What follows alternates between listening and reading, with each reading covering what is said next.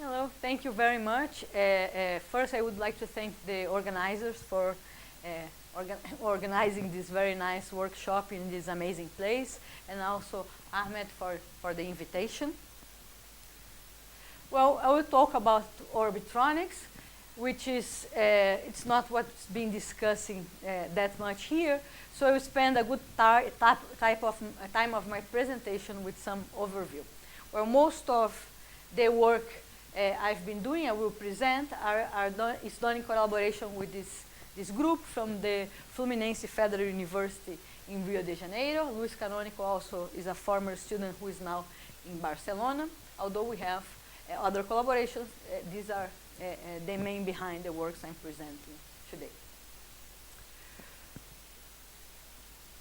Okay, so let's start from the very start, motivation to see what's going on with this orbitronic physics. So the idea is that, as we know, our society is in need of, exchanging data and storage, and the information technology industry is always on search of more efficient and small devices for the industry, right? And of course, 2D materials are promising as a new set of, as a new part of devices in that area. Well, but spintronics normally plays an important role in this area by encoding information in both spin and charge of the carrier. This we all know. And if we want to manipulate spins in solids electrically, we have a problem because the spins, they don't interact directly with the electric field, right? So to do this type of manipulation, we need to use two possible ingredients. One is magnetism. In a simplified picture, imagine we have the localized magnetic moments in a solid, and then they produce an exchange interaction in the carriers, in the spin of the carriers. We have a shift of the spin up and spin down bands. Then we have spin polarized states at the Fermi level. And this is at the heart of several of these phenomena, from magnetoresistance to, for example, spin torque. Well, there is another interesting ingredient, that's the spin-orbit coupling, that of course modifies magnetism, but it's used in solids because actually it couples the spin with the momentum of the carrier. So in this sense, it actually mediates the interaction between the electric field and the spin without the need, for example, of magnetism. And this, of course, we all know, we've been discussing here, there are several effects that are related with this interaction. Well, but I will talk about orbitronics, and orbitronics is basically an analog of spintronics, but instead of using the spin to manipulate, instead of manipulating the spins, we manipulate the orbital angular momentum of the electrons. And the first question we would ask is, okay, if we are manipulating spins, why on earth we would like to manipulate the orbital angular momentum, right? Well, one of the first answers is exactly because, as I told you, there is no direct way to manipulate the spins with the electric field. In the case of the orbital angular momentum, even if you think about a very simplified picture of the orbital angular momentum of electrons in an atom, we know this is related to a charge distribution, and at the same time it has a magnetic moment. So in this way, with an electric field, you can actually act directly on this magnetic moment without the need of spin-orbit coupling or magnetism. So this is one of the basic ideas. And the other way to think about that is that if you don't need spin-orbit coupling and if you don't need magnetism, well, then we have a large pool of materials that you can use for this type of manipulation. So you can think about a green technology and also look of materials that are not scarce, are not dirty, like heavy metals, and are not scarce. Well, so this orbitronics is kind of new. But actually the name was coined almost 15 years ago, more than 15 years ago, in a work of Bernigvig, Hughes, and Zhang. But not much was done for almost 15 years. And only in the last 2-3 years, we are beginning to see more activity in this field with new theoretical results and finally some experimental results as well. So if you want to know about more about this, you can look at this perspective. And basically what we have is many analogs or counterparts of the spintronic effects in orbitronics. And one of them is the orbital Hall effect, which is basically the same idea as the spin Hall effect. So the spin Hall effect, we know that if we have a material with strong spin-orbit coupling, we apply an electric field, we're going to generate a transverse spin current, right? Well, the orbital Hall effect is basically the same idea, but when you apply an electric field, you see an orbital angular momentum current or an orbital angular momentum accumulation. And this doesn't need any spin-orbit coupling. Well, most of the original work in this orbitronic field was made in this orbital Hall effect. Up to now, it's mostly orbital Hall effect, although we have other things. Well, similar to what happens in spintronics, if we are thinking about doing anything with this orbital angular momentum, we need to inject it, we need to manipulate, we need to detect. And when it comes to detection, it's kind of tricky because, well, you have magnetic moment, and the spin also has a magnetic moment. So it's very difficult to know if you are detecting, the way you detect is more or less the same. So it's difficult to know if you are detecting spin or you are detecting the orbital angular momentum. And well, this has been going on for a while, but in the last year, there are experiments in 3D metals where they explore it quite well. And the basic idea is to use materials with very weak spin-orbit coupling in a way that if you see anything, it has to be related to the orbital angular momentum. And so last year, we saw the first very controlled experiment when they actually measure orbital angular momentum accumulation in titanium with MOC. And then they compare this with the same type of spin accumulation, but in platinum, which is much heavier, right? Well, this year, we saw also a similar experiment, but trying to characterize the inverse orbital Hall effect. As we know, there is a spin Hall effect, and we should expect an inverse orbital Hall effect. And this was done also thinking about using light metals to generate this orbital Hall effect. Well, there is also the orbital torque. I think Matthias Klau was presenting here 2 days ago, and he was showing some results where instead of using spin currents to manipulate magnetic layers, they're beginning to use also orbital currents. So there are a set of new experiments and theoretical proposals on this. And even before that, many works on spin orbitronics already were pointing out that probably orbital currents were also responsible for part of this effect.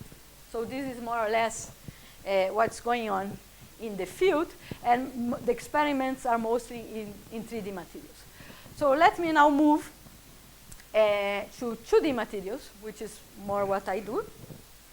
And we've been working on this since probably 2019 in different 2D materials, but I would like to focus today on 3 works that are all related to TMDs. And I think it's nice because we've been discussing TMDs a lot here, and I will bring a different perspective to the same materials. So as we all discussed here, we probably all know about TMDs. They have transition metals atoms in one of the sublayers of this honeycomb lattice. Then we have the chalcogenides in the other sublattice.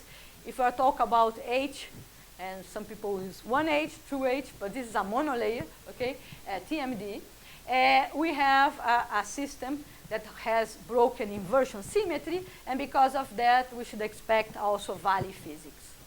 And if we look at this picture, we know this material has spin valley locking. So depending on the valley you are, the top of the valence band has a different spin characteristic. But although we do have it has a neglecting spin Hall effect in the vicinity of the band gap. So before I begin to show my results, let me just show for someone in theory that wants to know how we calculated this. We basically use the same type of Kubo formula that we use to calculate spin Hall effect, but instead of using a spin operator, we can use an angular momentum operator. In this case, it's atomic. And with this, we can calculate either a spin projected Berry curvature or an orbital projected Berry curvature. And when we integrate this, we obtain the orbital Hall conductivity or the spin Hall conductivity. So let me begin with a simplified 3-bands model to study this system. So this is the basis that we are using. This is LZ in this basis. And we can calculate the band structure with spin-orbit coupling and without spin-orbit coupling. Well, before I go to the transport results, I would like to show you we've been discussing spin texture, but I want to discuss orbital texture. So if we look at this valence band and we look at the orbital textures, I don't care about the arrows here. The important thing is that the blue and red colors are positive and negative LZ. And we can see that we have actually an orbital valley locking in this system. And it doesn't matter if I have spin-orbit coupling or I don't have spin-orbit coupling. This picture looks exactly the same. So what we actually have in TMDs is that we have an orbital valley locking, and when we turn on the spin-orbit coupling, so we have each of these subbands here acquires one spin polarization. So this precedes the spin valley locking. Well, if we now look at the orbital and spin Hall conductivity, so in blue is orbital and in red is spin. So we can see for the system with spin-orbit coupling that we do have spin Hall conductivity, but inside the gap it's 0, and close to the gap it's almost 0. But the orbital Hall conductivity has a plateau inside the semiconducting gap, which was quite a surprise, right? Now if we turn off the spin-orbit coupling, the plateau doesn't change at all. So it's a plateau that doesn't depend on the existence or not of spin-orbit coupling. So let's try to move, well, before I move forward, some people could argue here, okay, but there is an orbital valley locking, and we know that there is a valley physics in the system.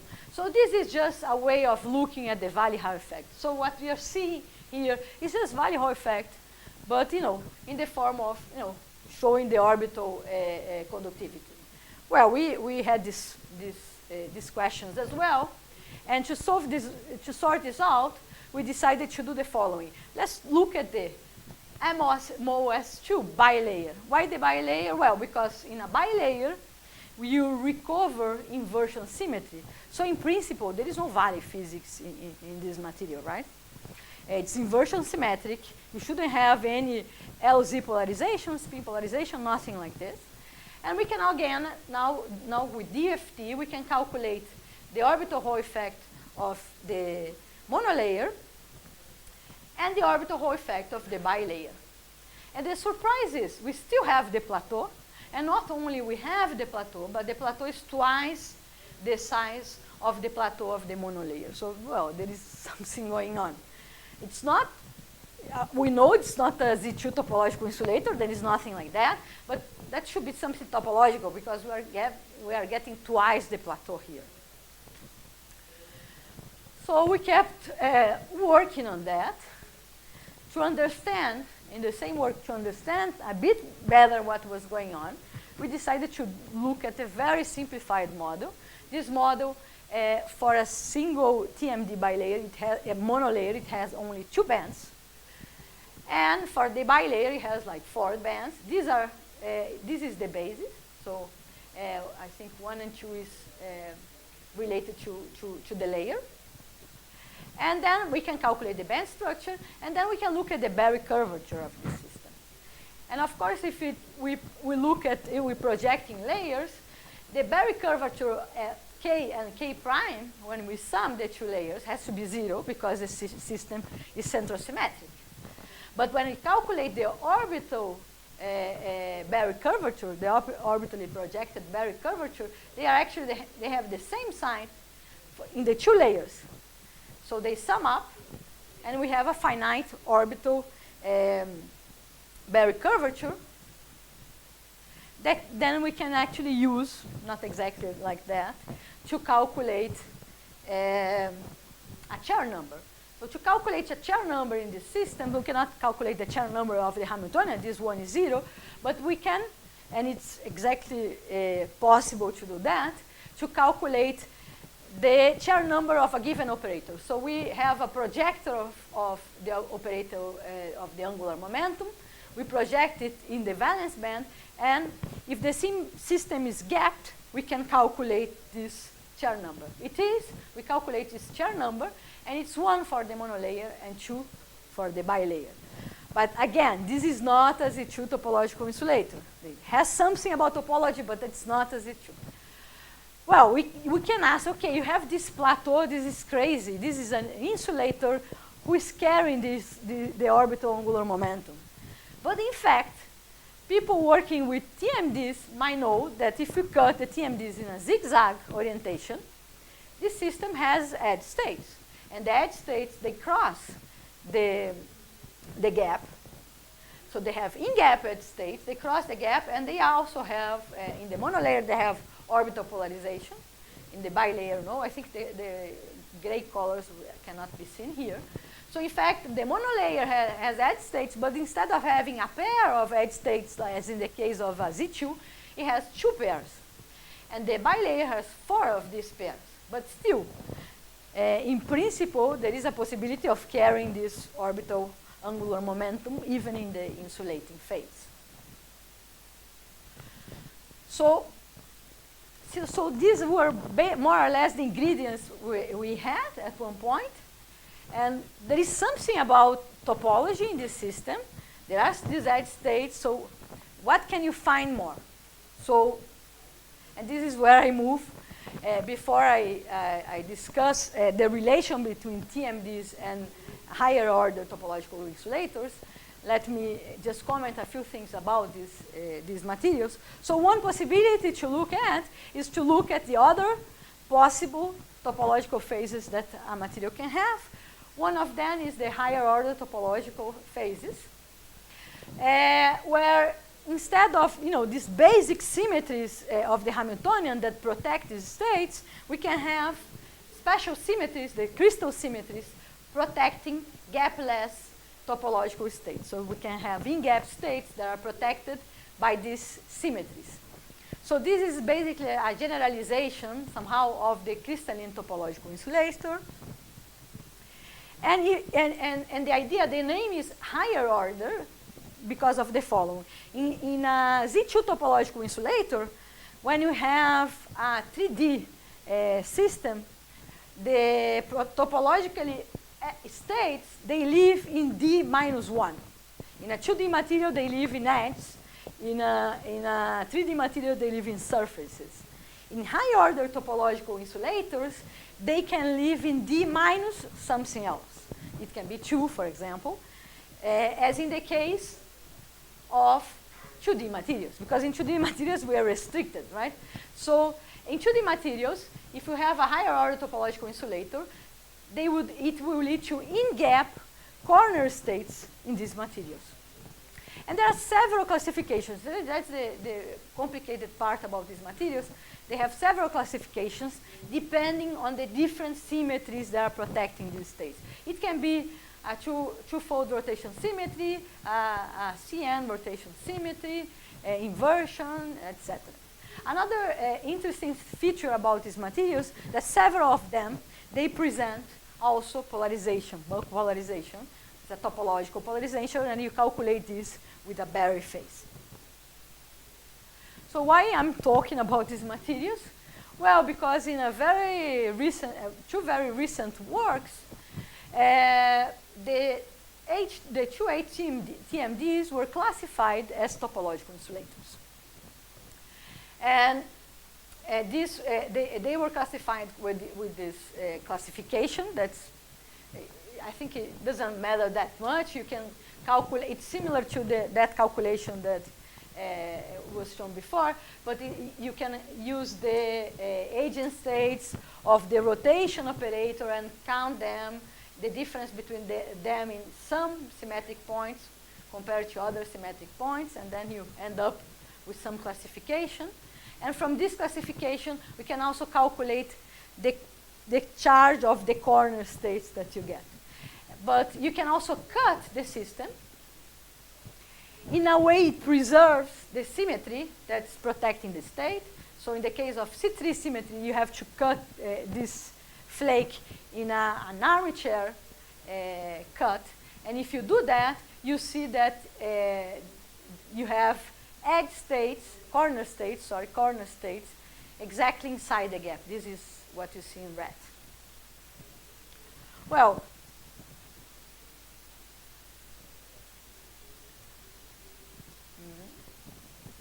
okay.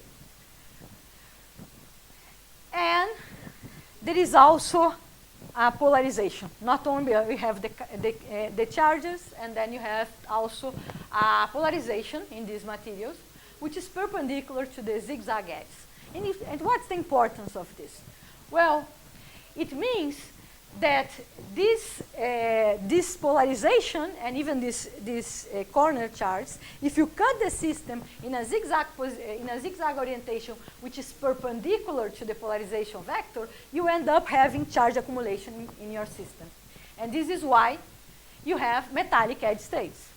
So every high-order topological insulator that has this type of polarization will have in-gap edge states if you cut in appropriate orientation. So now we have a class of materials that can have an orbital Hall plateau and present a way of conducting these states.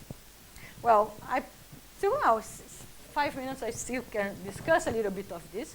We can also establish a connection. I won't go into details, but there are many ways to build simplified models for high-order topological insulators.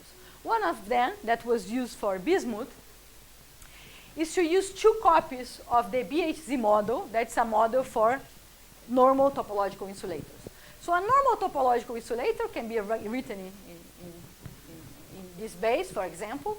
And if we calculate the orbital Hall effect, we can see that this system is a Z2, but has also orbital Hall effect and 1 pair of edge states. Now, if we duplicate the number of copies, but preserving the symmetries that are necessary for this high-order topological insulator to exist, we will see that, of course, the system is not a Z2 topological insulator anymore. It has like the two pairs of edge states, like we saw in TMDs. And although, for example, the spin Hall effect would not survive, not in this case, but in another, the orbital Hall effect still survives in a situation like that. So this is also a way of trying to find these orbital Hall insulators. Well, we extended this analysis to several 1T TMDs because we began with the 2H TMDs, and now we calculated this for many of them. And in this case, we do have inversion symmetry, so there is no Weyl physics at all. We can classify the high-order topological insulating phase as Z4. They also have edge states, and they present orbital Hall effect, which is different from the other one because the L can be oriented in different directions, as in low symmetric TMDs for spin. So for orbital is the same, but it doesn't need to be that low symmetric. Finally, I won't have time to discuss this that much, but the idea we are building now, it's that it comes from bosons. So in bosons, if you want to construct a topological insulator, we don't have spins, right? So what they do, for example, in photonics, is they use as a basis, as spinors, they use the linear combination of px, py, and d orbitals to construct eigenstates of Lz as a basis for this type of operator. And they construct pseudo-time reversal operators that act in these states as a time reversal operator. So what's happening in these systems is that we do have something very similar.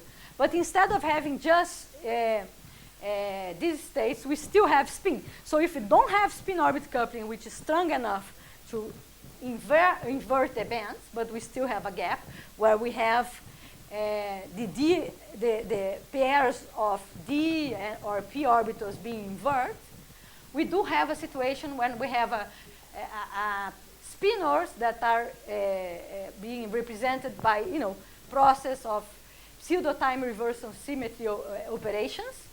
And this is the typical protection they have, instead of something which is what we normally have in other materials. Well, I don't have that much time. Just to conclude, well, we showed that in multi-orbital 2D materials, we do have orbital Hall insulators with sizable plateaus. And if we have HOTIs, they provide the edge states, but there is still a lot to think about, like orbital Hall effect mechanism, relaxation. What we could learn from this is that orbital angular momentum can widen the pool of materials that can be used for spin orbitronics. Thank you very much. Sorry for taking.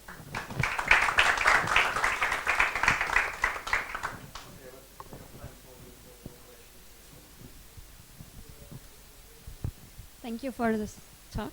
Is it on? Okay. When you find these two pairs of edge states, do they interact or can you scatter from one to the other? Because in real space they might be close to each other. They are close. Well, this is a good question. Oops, sorry, this goes in the other direction. Okay, if the system has broken inversion symmetry, you can see they are orbitally polarized. So they are very much separated by the symmetries. Even in this case, what happens is they are somehow protected by symmetry. So in general, they cannot go from, you cannot scatter from one to the other. But this is something we need to study a little bit more, what happens in centrosymmetric materials. In non-centrosymmetric materials, we know, for example, in this case, it's impossible to scatter from one to the other because they have totally different LZs. So it's not possible at all. So they are protected somehow. Thank you. Any other questions? Or maybe then I cover. So if we keep any layers, right? And in this stage, states will evolve into surface state. If we? If we keep adding the layers. I think so. Do you have any statement about the distortion of the surface states?